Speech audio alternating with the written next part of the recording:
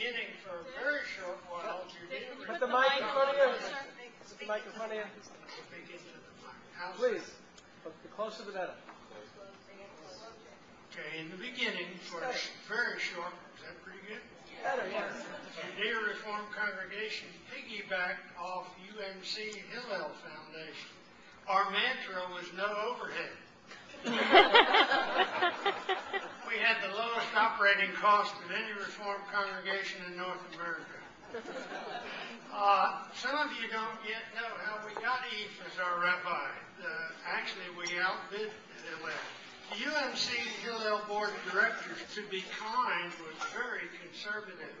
That's the nicest word I know to describe that. From 1955 to 57, my late wife Charlotte was Eve's secretary. She made $18 a week, so you can see how times work. I was overseas in the U.S. Air Force. When I got home, she resigned, and Eve hired a black secretary. Oy vey, the board went ballistic. You can't imagine the reaction that occurred at that time. At this time, there were a lot of very ugly racial incidents. Yes, even in Chapel Hill. Eve participated in protest meetings very visibly, and it got worse. Hillel put more and more pressure on Eve. So in 1960, he gave up and came with us. In doing so, Eve gave up the only security he had to throw in his lot with the terminally underfunded ragtag gang of Reformed Jews. But that was who Eve was, and we were very thankful for his faith in us. The first president was Dick Burnson, a hard-working guy from Boston who ran a carpet cleaning business in Durham. No PhD, no college degree, just a common-sense World War II veteran who loved to go to Las Vegas and gamble. And when the time was right, he stepped forward to lead a bunch of Bethel dissidents and other mavericks who wanted to worship their own way. And then there was his wife, Ethel May, a Duke graduate who knew everybody and who many people thought ran the entire Duke Medical School all by herself. Ethel May was our first vice president for membership, owning Shabbat's, outreach, social activity, and everything else too. Low overhead operation. In its first 10 years, Judea Reform was like Blanche DuBois in Tennessee, William Clay's streetcar named Desire. We depended on the kindness and strength of God. We met at the Quaker Meeting House in Chapel Hill, the Temple Baptist Church in Durham, the Community Church on Purefoy Road in Chapel Hill, and congregants' homes during the summer. Sunday school was at Crowsdale. We were still piggybacking, still operating without overhead, but we were growing all the time. Our Rabbi Eve was memorable. Kind, forgiving, understanding, loving, stately. Until he was 4, my son Steve thought Eve was God.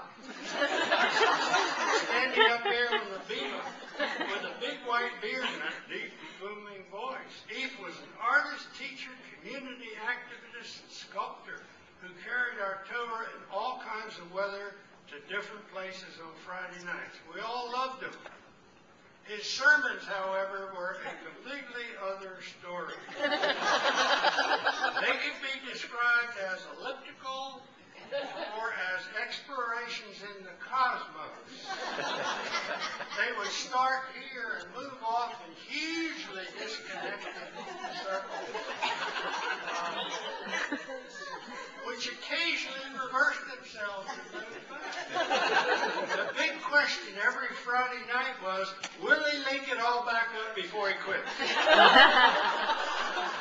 But we loved him dearly, and he loved us too. Money. The 1962 budget, and I looked it up, was a little less than $8,000. Eve's salary was $7,000. The biggest expense beside him was the telephone, $125 for the whole year. For almost 10 years, we didn't pay a dime to UAHC. We just didn't have any money, and we told them, so they left us alone. In those days, the congregation chaplain and his cigars, who kept books for Mud Evans and was our first treasurer. Barney Grotsky, a very gruff curmudgeon and owner of a Chapel Hill children's store who never saw a budget that suited him. Max Samfield, a chain-smoking, no-nonsense PhD type, heavy research hitter for Liggett & Myers Tobacco Company, and our second president. Isabel Samfield, Max's wife, who put together magnificent high holiday music on a budget of absolutely zero. Howard Lewis, God bless him, now nearly 93 years old and here tonight, who filled any meeting place to the rafters with awe when he sounded the shofar. Magnificent. A wealthy retired New York City lawyer named Henry, who refused to pay full dues, only to have the temple president toss him out of the congregation until he did. Edith London, producer of magnificent art. Alfreda Kaplan, Jack's wife, a lovely, talented, and very articulate woman who was our almost permanent secretary and librarian. And Mel Rashkis, a native of Canada, World War II veteran, and Chapel Hill real estate entrepreneur, our fourth president. Focused, smooth, soft-spoken, effective, and slyly pushing us toward a permanent home. And a dozen others just as fascinating and often pretty cantankerous too. About 1966, there began to be talk about maybe building our own temple. Some felt that we couldn't snore off the kindness of others forever, but the congregation was split. Avoiding bricks and mortar as a permanent strategy was still quite popular with a large group that should be reformed. Finally, in 1967, the board took a vote and gave Mel approval to buy land, not to build, mind you, but just to buy land. After a lot of looking and arguing, we paid $45,000 for the hill where the old temple stood. Some in the congregation complained that we had been robbed. Others were very happy. The first congregational-wide public appeal for building money was during Rosh Hashanah services in 1969. I lost the election and had to make the pitch that night from the pulpit. There were lots of caveats and suggestions from the board, like, don't concentrate on money, don't threaten these people, don't mention how much it will cost, be discreet, don't promise anything, don't talk about building maintenance. Remember, it's Rosh Hashanah. I finished my appeal that night without being attacked. Then I lost yet another election and got to raise the money. Mel Rashkis and I and Ellis Roulette visited Ellis's uncle, Dick Blumenthal, in Charlotte to beg.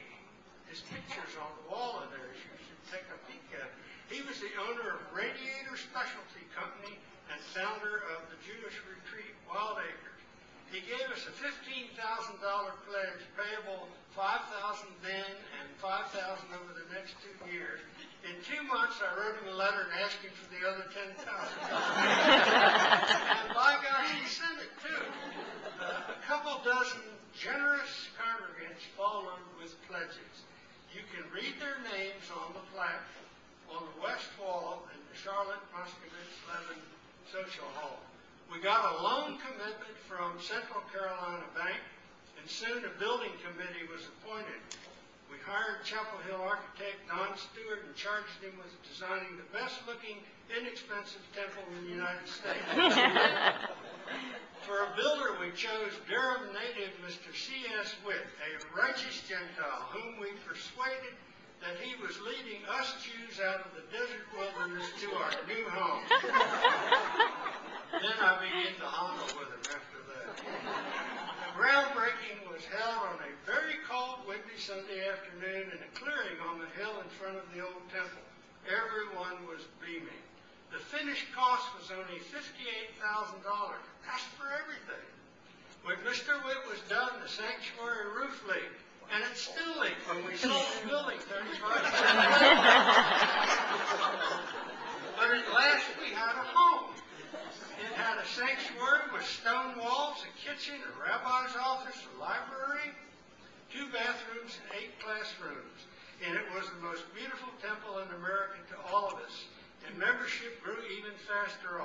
faster. Best of all, Eve no longer had to carry the Torah to some strange place so that we could worship on Friday nights.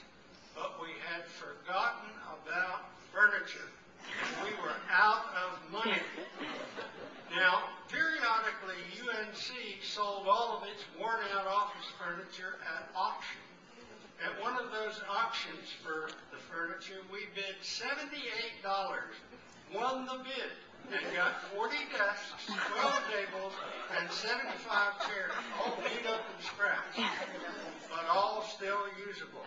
And so we had our own inexpensive home filled with our own cheap furniture. We were never so proud at our first Friday night Shabbat service. As they say, the rest is history. Why did Judea Reform succeed? It was fun. We were young. We had lots of energy and enthusiasm, and it was an enormous challenge. In the beginning, it was an all-volunteer effort. We had and still have great rabbis, Eve Rosenzweig, Eric Yaffe, and later John Friedman, and now Leah Berkowitz. We had an open-door policy. We had the most talented, enthusiastic, degreed, unpaid group of Sunday school teachers you can ever imagine. And we also had beginner's luck. But most important was the love and dedication and work provided then by congregants just like you now. People whose belief in the enterprise morphed into emotional, physical, spiritual, and financial support. And here we are 50 years later, standing on the same hill but a little bit farther east, reveling together today in what determination, dedication, hard work,